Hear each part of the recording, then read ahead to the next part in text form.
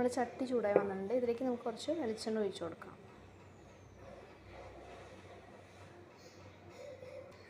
ഇതിലേക്ക് നമുക്ക് കടുക് ഇട്ട് കൊടുക്കാം.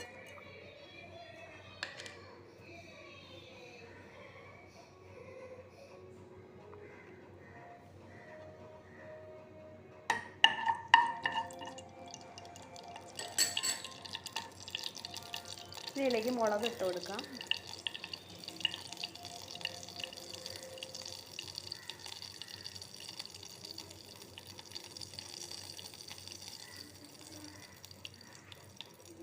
ഇതിലേക്ക് തേങ്ങ ഇട്ട് കൊടുക്കാം.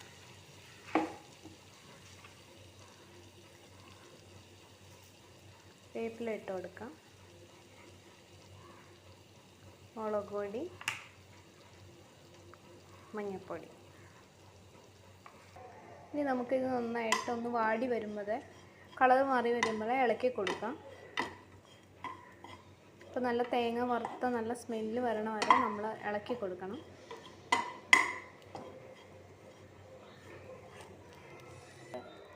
നമ്മുടെ തേങ്ങ നല്ലോണം മുരിഞ്ഞ് വന്നിട്ടുണ്ട്. നമുക്ക് ഫ്ലെയിം ഓഫ് ചെയ്യാം.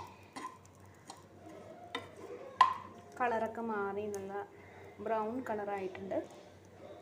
ഇനി നമുക്ക് ഫ്ലെയിം ഓഫ് ചെയ്യാം. ഇനി നമുക്ക് മത്തങ്ങയും പയറിലേക്ക് നമ്മൾ അരച്ച് വെച്ച അരപ്പ് നമുക്ക് ഇട്ട് കൊടുക്കാം. നമ്മൾ അരപ്പ് ഇട്ട് കൊടുത്തിട്ടുണ്ട്. അത് നമുക്കൊന്ന് മിക്സ് ചെയ്തെടുക്കാം.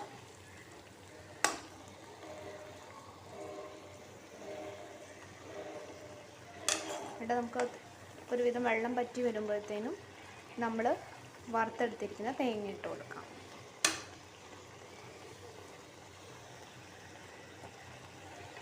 ഇതിലേക്ക് ഒരല്പം ഉപ്പിട്ട് കൊടുക്കാം. ഇതിലേക്ക് നമ്മൾ വറുത്ത് വെച്ചേക്കുന്ന അരപ്പിട്ട് കൊടുക്കാം.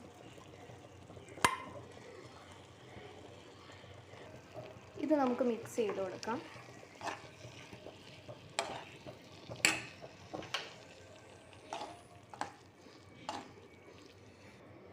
അപ്പം നമ്മുടെ എരിശ്ശേരി ഇവിടെ റെഡി ആയിരിക്കുകയാണ്.